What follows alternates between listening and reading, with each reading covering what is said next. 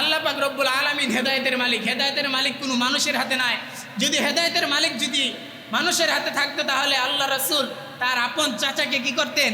হেদায়েত দিতে পারতেন। তার আপন চাচা কি পায় নাই? হেদায়েত পায় নাই। যখন আল্লাহ পাক রব্বুল আলামিন যখন আল্লাহ রাসূল সাল্লাল্লাহু আলাইহি ওয়াসাল্লাম আবু তালেব যখন ইন্তেকাল করবেন, একদম সবচেয়ে বেশি আল্লাহ রাসূল সাল্লাল্লাহু আলাইহি ওয়াসাল্লাম দুনিয়ার ভিতরে আসার সঙ্গে সঙ্গে তার বাবা 6 মাস গর্ভে থাকা অবস্থায় তার বাবা ইন্তেকাল করছে। এবং তার মা যখন 6 বছর হয়েছে তখন কি করছে? আমাদের পয়গম্বর হযরত মুহাম্মদ সাল্লাল্লাহু আলাইহি ওয়াসাল্লামের মা কি করছে? তখন ইন্তেকাল করছেন।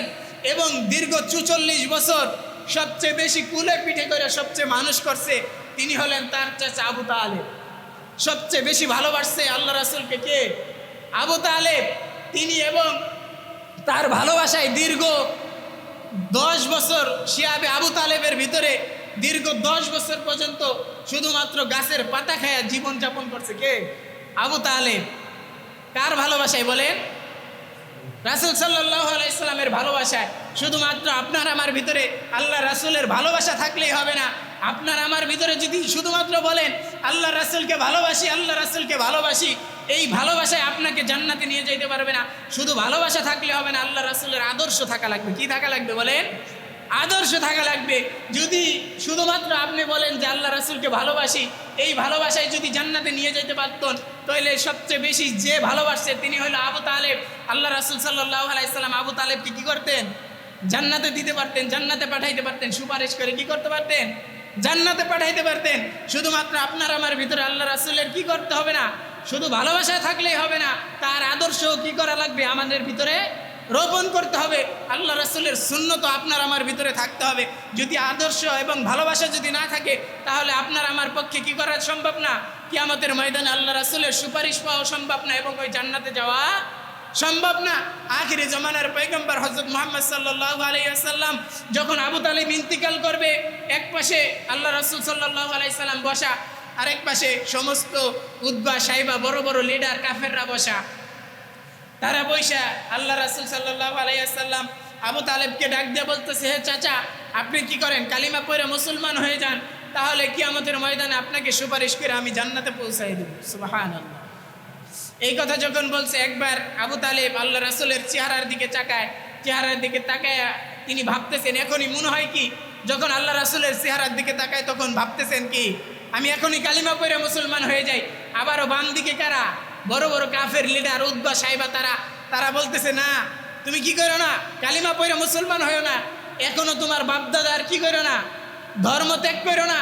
তুমি যদি তোমার বাপদাদার ধর্ম এখনো কি করো না, চুনকালি দিয়ে কালিমা পড়ে মুসলমান হয়েও না, মুহাম্মাদের ধর্ম কি করো না, গ্রহণ করো না।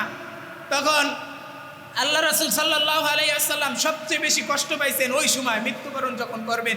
আল্লাহ রাসূলের চাচা, শুধুমাত্র ওই সময় আল্লাহ রাসূল ডাক দিয়ে বলতেছেন, হে আমার চাচা, আপনি যদি কালিমা না পড়েন, শুধু আপনার আমার মুখের সাথে শুধু মুখটা মিশাইয়া শুধুমাত্র আপনার দুই ঠোঁটটা একটু নাড়ায়া বলেন লা ইলাহা ইল্লাল্লাহু মুহাম্মাদুর রাসূলুল্লাহ, শুধুমাত্র আপনার ঠোঁটটা শুধু নাড়ায়া বলেন লা ইলাহা ইল্লাল্লাহু মুহাম্মাদুর রাসূলুল্লাহ, আপনি যদি শুধু আপনার ঠোঁটটা নাড়ান তাহলে কিয়ামতের ময়দানে আমি আল্লাহর দরবারে দাঁড়ায়া বলবো, হে আমার আল্লাহ, এই যে আমার চাচা আপনার ঈমান আইনে তারপরে কি করছে, আমার উপরে কালিমা পড়ে তারপরে মুসলমান হয়ে তারপরে মৃত্যুবরণ করছে, আপনি আমার চাচাকে কি করতে পারবেন না, জাহান্নামে দিতে পারবেন না।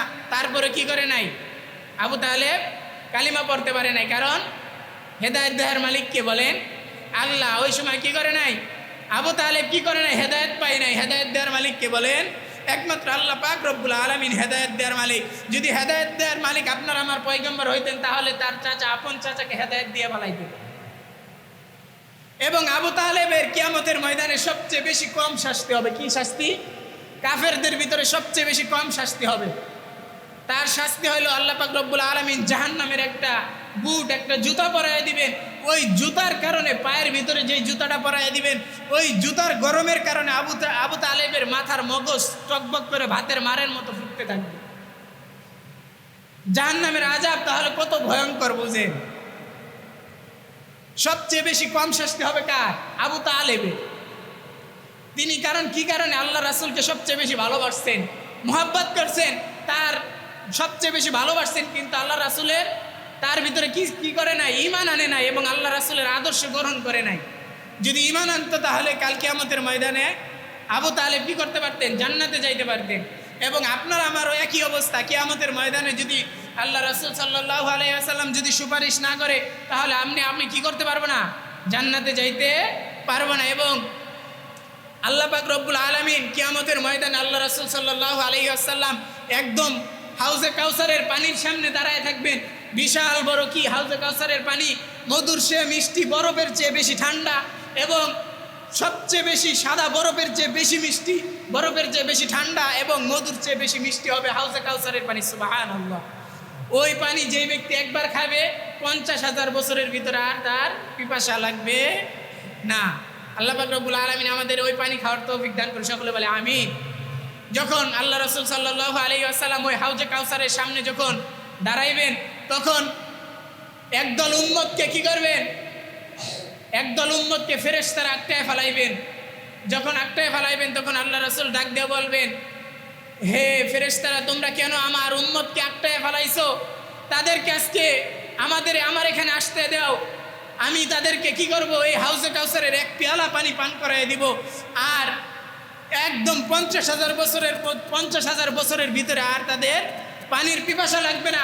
তখন আল্লাহ রাসূল সাল্লাল্লাহু আলাইহি ওয়াসাল্লামকে ওই ফেরেশতারা ডাক দিয়ে বলবেন, হে আল্লাহর হাবিব, আপনি তো জানেন না দুনিয়া থেকে যখন আপনি চলে আসছেন, আপনার উম্মতকে যখন আপনি রাইখা আসছেন, এই উম্মতরা আপনার বিরুদ্ধে কথা বলছে, আপনার আদর্শকে তারা মানে নাই, আপনার আদর্শকে তারা গ্রহণ করে নাই, আপনার সুন্নতকে তারা মানে নাই, আপনার সুন্নতকে তারা একদম জিন্দা কি করছে, মাটির ভিতরে কবর দিছে। আপনার বিরুদ্ধে যারা কথা বলছে আপনার বিরুদ্ধে যারা কথা বলছে তাদের বিরুদ্ধে প্রতিবাদ করে নাই। আজকে এই কিয়ামতের ময়দানে তারা কি করতে পারবে না, হাউজে কাউসারের পানি পান করতে পারবে না। দেখেন, ভারত কিন্তু আপনার আমার নবীকে হযরত মুহাম্মদ সাল্লাল্লাহু আলাইহি ওয়াসাল্লামকে ভারতের এক হিন্দু পুরোহিত কি করছে, আপনার আমার নবীকে অপমান করছে এবং জঘন্য ভাষায় গালিগালাজ করছে। আল্লাহ রাসূল সাল্লাল্লাহু আলাইহি ওয়াসাল্লাম বলেন, লা ইউমিনু আহাদুকুম হাত্তা আকুনা আহাব্বা ইলাইহি মিন ওয়ালিদিহি ওয়া ওয়ালাদিহি ওয়ান নাসি আজমাইন।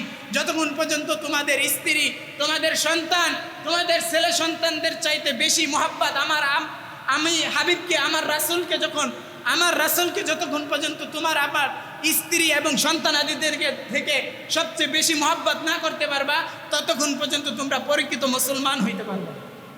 কি করতে পারবে না? পরিচিত মুসলমান হইতে পারবে না। তাহলে ভারতের ভিতরে এক হিন্দু পুরোহিত যদি আপনার আমার নবীকে গালি দেয়, আপনার আমার ভিতরে যদি আল্লাহ রাসূলের মহব্বত থাকে, আল্লাহ রাসূলের যদি মহব্বত বেশি না থাকে, তাহলে আমরা কি হইতে পারবো না? পরিচিত মুসলমান হইতে পারবো না। এবং পরিচিত মুসলমান না হইতে পারলে আল্লাহ রাসূলের সুপারিশও পাওয়া সম্ভব না। কিয়ামতের ময়দানে আল্লাহ রাসূলের সুপারিশ যদি আমরা না পাই তাহলে কি করতে পারবো না?